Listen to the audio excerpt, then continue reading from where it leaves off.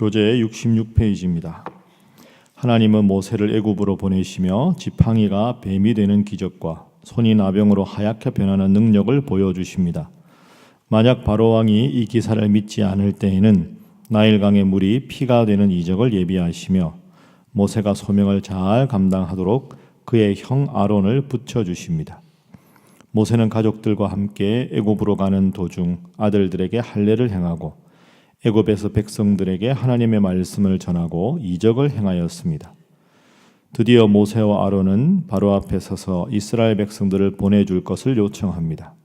그러나 바로는 강팍한 마음으로 이스라엘 백성들을 더 고된 노동으로 학대하고 이스라엘 백성들은 모세를 원망하기 시작합니다.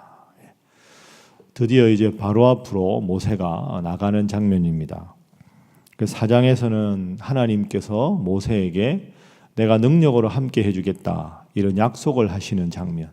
그래서 지팡이가 뱀으로 변하는, 그리고 손을 품에 넣었을 때 나병 환자의 손으로 변했다가 다시 넣어서 꺼냈을 때 깨끗하게 되는 그런 몇 가지 이적을 보여주시면서 내가 함께 해주겠다 이런 약속이 4장에 나오고, 5장에는 모세와 아론이 바로를 처음으로 이제 대면하는 장면, 앞으로 이제 바로를 만나서 계속 대화하고 대면하는 장면이 등장하게 됩니다. 오늘 본문을 통해서도 우리가 세 가지 교훈과 기도 제목을 생각해 보겠습니다. 자, 먼저 4장 1절입니다. 4장 1절. 자, 함께 한번 읽어봅니다. 시작. 모세가 대답하여 이르되 그러나 그들이 나를 믿지 아니하며 내 말을 듣지 아니하고 이르기를 여호와께서 내게 나타나지 아니하셨다 하리이다. 자, 하나님께서 모세를 부르셨을 때 모세가 처음부터 하나님 명령이니 순종하겠습니다 이렇게 하지 않았습니다. 오늘 1절에 보면 모세가 지금 핑계를 대고 있습니다. 하나님 말씀을 전했는데 안 들으면 어떡할까요? 이렇게 묻습니다. 이 겸손한 것 같은데요, 겸손한 게 아니라 핑계입니다. 이유가 뭐냐 하면 어제 읽은 말씀 보면 하나님이 이렇게 말씀하지 않으셨습니다. 자, 바로 위에 3장 17절 보시죠. 내가 말하였거니와 내가 너희를 애굽의 고난 중에서 인도하여 내어 젖과 꿀이 흐르는 땅, 곧 가나안 족속, 헷 족속, 아모리 족속, 브리스 족속, 히위 족속, 여부스 족속의 땅으로 올라가게 하리라 하셨다 하면 그들이 너의 말을 들으리라. 이렇게 하나님이 말씀을 하셨습니다. 그러니까 여러분, 여기서 우리가 기억해야 될 게 뭐냐 하면 하나님은 모세에게 말씀을 전하라까지가 하나님 명령입니다. 그들이 듣고 듣지 않고는 하나님의 영역입니다. 그런데 모세는 지금 하나님 말씀을 제가 전했는데 듣지 않으면 어떡할까요? 라고 묻습니다. 이건 물을 필요가 없는 물음이지요. 그래서 첫 번째 기도 제목은 하나님의 명령에 핑계하지 않게 하소서 하는 것이 기도 제목입니다. 전하라 말씀하셨으면 전하는 것까지가 모세의 역할, 듣게 그들의 마음을 변화시키시는 것은 하나님의 영역입니다. 4장 1절이 변명이다, 핑계다 말씀드렸는데 그 근거가 뒤에 또 나오지요. 하나님께서 너의 손에 있는 것이 무엇이냐? 지팡이가 있지 않느냐? 내가 너와 함께 하겠다. 그렇게 말씀을 다시 하셨으면 알겠습니다 이래야 되는데 또 핑계를 대고 있습니다. 4장 10절에 보십시오. 모세가 여호와께 아뢰되 오 주여, 나는 본래 말을 잘 하지 못하는 자니이다. 주께서 주의 종에게 명령하신 후에도 역시 그러하니 나는 입이 뻣뻣하고 혀가 둔한 자니이다. 여러분, 모세가 달변갈 필요가 없습니다. 하나님이 모세에게 주신 말씀만 전하면 되는 것이지요. 안 들으면 어떡하죠? 하나님 제가 말을 잘 못하는데요, 이건 다 핑계죠. 잘 생각하십시오. 여러분, 권세 있는 말은 하나님의 말씀이라 권세가 있는 것이지 인간의 달변에 하나님의 말씀의 능력이 좌우되는 게 아닙니다. 제가 지금도 설교를 하고 있는데 설교자도 그렇습니다. 혹시 여러분들은 어떠실지 모르겠습니다. 설교를 할 때 하나님 말씀을 한 절 한 절 잘 해석해서 적용하는 그런 식의 방법이 있고, 또 요즘에 젊은 설교자들은 아주 그 현대 이슈가 되는 내용들이나 재밌고 즐거운 예화들을 많이 설교 시간에 섞어서 그런 걸 들으면 상식도 넓어지고 견문도 넓어지는 것 같고 설교가 재밌다. 그렇게 우리 목사님도 저렇게 설교하면 얼마나 좋을까. 죄송한데 저는 절대로 앞으로 그렇게 안 합니다. 저는 지금대로 할 겁니다. 그렇다고 준비를 안 하겠다는 말씀이 아니고요. 여러분 잘 생각하십시오. 설교는 하나님 말씀을 전하는 겁니다. 말씀을 읽었는데 그 말씀의 의미가 정확하게 와닿지 않을 때 그 의미를 해석하고 그 말씀을 붙잡고 살아가도록 성도를 권면하는 것이 설교자의 역할이지, 재밌게 즐겁게 예화 위주로 그렇게 쓰는 것, 그 바람직하지 않습니다. 오늘 본문 말씀 보십시오. 하나님의 말씀을 그대로 전하는 것 자체가 능력이 있는 줄로 믿습니다. 우리가 핑계될 것도 아니고 내가 달변가가 아니냐가 말씀의 능력과는 전혀 관계가 없습니다. 우리에게도 적용할 수 있지 않겠습니까?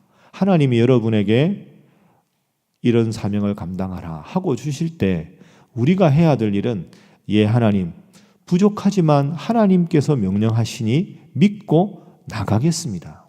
그게 믿는 사람들의 취할 태도지요.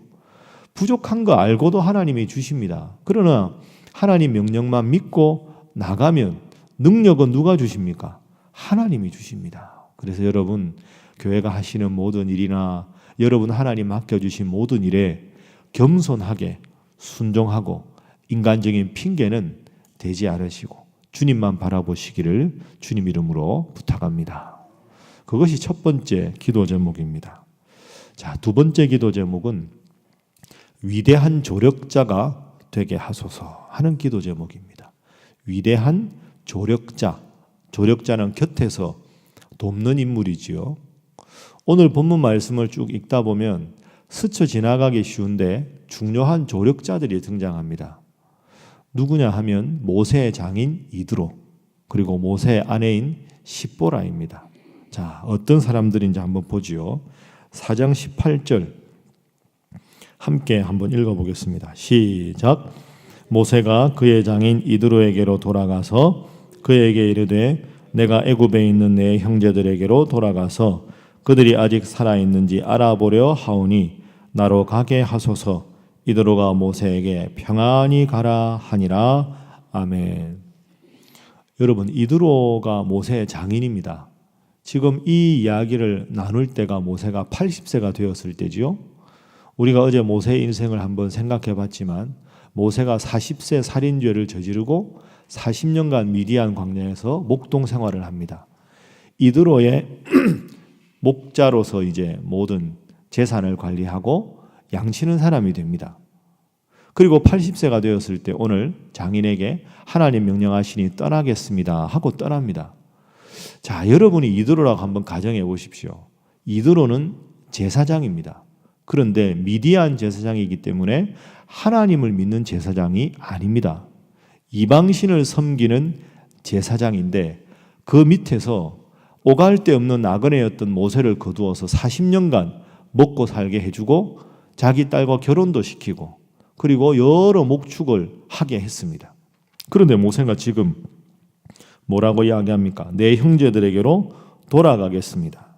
그리고 20절에 보면 아내와 아들들을 나귀에 태우고 애굽으로 갑니다.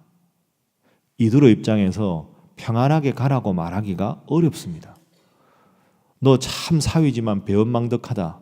내가 40년간 너를 돌보고 다 했는데 어떻게 하루아침에 떠난단 말이냐. 갈 수 없다. 여러분, 이게 더 상식적인 반응 아닙니까? 하나님을 믿지 않는 제사장이었지만 그 사위가 말했을 때 이건 뭔가 아주 중요한 결단이구나. 그냥 가라도 아닙니다. 평안히 가라. 그리고는 아들들, 자기 딸 다 보냅니다. 이드로가 참 훌륭한 사람입니다. 다음에 출애굽기 넘어가면 결정적인 또 조언도 모세에게 합니다. 그리고 또 위대한 조력자가 나오죠. 바로 모세의 아내 십보라입니다. 자, 오늘 본문의 24절에 보시면 4장 모세가 길을 가다가 숙소에 있을 때 하나님이 모세를 죽이려고 하십니다. 그랬을 때 십보라가 돌칼을 가져다가 아들들의 포피를 베어서 할례를 행합니다. 그래서 모세가 죽을 뻔하다가 살아났습니다. 이게 모세의 사실 실수입니다. 모세는 이스라엘 백성들인데 이스라엘 백성들은 아이가 태어나면 남자아이는 난 지 8일 만에 할례를 행했어야 합니다. 그러면 모세가 그의 아들들에게 할례를 행했어야죠. 이게 왜 중요하냐 하면 모세가 지금 이스라엘 백성들에게로 갑니다. 그리고 하나님께서 여러분들을 출애굽시키라고 나를 보내셨다. 이 말씀을 해야 합니다. 그러면 하나님께서 모세를 보내셨다라고 하면 약속의 백성들이 가장 기본적으로 하는 게 할례입니다. 그런데 모세가 지도하다가 훗날이라도 모세 자신의 아들들에게 할례조차 행하지 않았다는 것은 이스라엘 백성의 지도자로서 가져야 될 가장 기본적인 조건을 갖추지를 못한 겁니다. 그러니까 하나님께서 모세에게 내가 너를 이스라엘 백성에게로 가는데 이 정도 기본적인 것도 행하지 않느냐 하고 지금 진노하신 겁니다. 십보라는 이방 여인입니다. 할례를 알았을 수도 있고 몰랐을 수도 있습니다. 이스라엘 백성 아닌 사람들도 할례를 행하는 풍습이 당시에 있었기 때문이지요. 하나님이 왜 진노하셨는지를 알고 빨리 아들들의 할례를 행해서 모세 앞에 던집니다. 그래서 모세가 죽지 않고 출애굽의 지도자로 바로 서게 됩니다. 여러분, 이드로와 십보라는 드러나지 않지만 모세의 사역을 아주 잘 도왔던 훌륭한 사람들입니다. 특히 십보라는 앞으로 쭉 읽어보면 아들이 둘이 있습니다. 그런데 여러분 아시는 대로 모세 후계자가 누굽니까? 여호수아입니다. 한 번도 십보라가 당신이 지도자인데 우리 아들들이 이렇게 훌륭한데 이 아들들을 지도자로 세우시오 할만하지 않습니까? 한 번도 언급하지 않습니다. 지혜로운 여인이 십보라입니다. 여러분, 이드로처럼 십보라처럼 아주 위대한 주연은 아니지만 하나님 여러분에게 조연으로 조역자로 맡겨주실 때도 사명 잘 감당할 수 있기를 주님 이름으로 부탁합니다. 이제 마지막 세 번째는 삶의 중심을 예배에 두게 하소서 하는 기도가 필요합니다. 하나님 삶의 중심을 예배에 두게 하시고 예배를 중요하게 여기는 삶을 살아가게 하소서. 5장 1절 한번 함께 1절 읽어봅니다. 시작.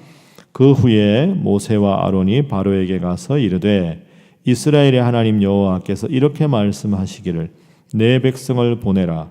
그러면 그들이 광야에서 내 앞에 절기를 지킬 것이니라 하셨나이다. 아멘.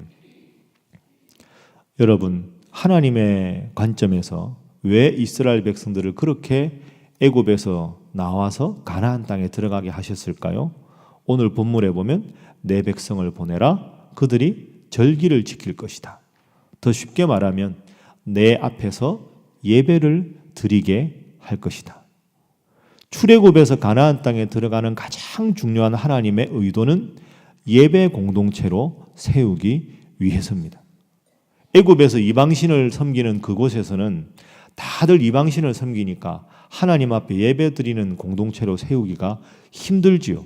가나안 땅에 들어가서 독자적인 땅을 확보하고 예배를 잘 드리는 공동체가 되어 내가 너희에게 복을 주겠다. 여러분, 출애굽기 내내 읽을 때 이걸 꼭 기억하십시오. 하나님께서 출애굽을 시키시는 목적은 하나님께 예배자로 세우기 위해서다. 하나님 앞에 먼저 예배드리면 하나님께서 얼마나 큰 복을 주시겠습니까? 이 점을 여러분 꼭 기억하시고 천하 없어도 그 어떤 일이 있어도 하나님 앞에 나와서 예배드리고 하나님 앞에 나와서 기도하고 이렇게 하나님 앞에 나와서 말씀 듣는 일을 인생의 가장 중요한 우선순위에 둘 수 있기를 바랍니다. 그게 출애굽의 목적입니다. 우리의 삶의 목적이 하나님께 예배하는 것. 그래서 하나님 중심으로 살아가는 자에게 복을 주신다. 꼭 기억하시고 날마다 내 삶의 1순위를 하나님께 두고 예배에 둘 수 있는 여러분 모두가 되시기를 주님 이름으로 권면합니다. 함께 기도하겠습니다. 하나님, 하나님의 명령에 늘 순종하게 하시고 드러나지 않지만 귀한 조력자가 되게 하시며 예배 중심의 삶을 살아가게 하여 주옵소서. 그리고 우리가 파송한 우리 선교사님, 특별히 노명섭 선교사님 영육간에 강건케 하여 주시고 흩어져 사해 가시는 모든 선교사님 영육간을 지키시고 남북관계를 하나님 특별히 인도하시고 장로 선거 2차 투표도 은혜 가운데 진행되게 하여 주옵소서. 함께 기도합니다. 주여 믿습니다. 주여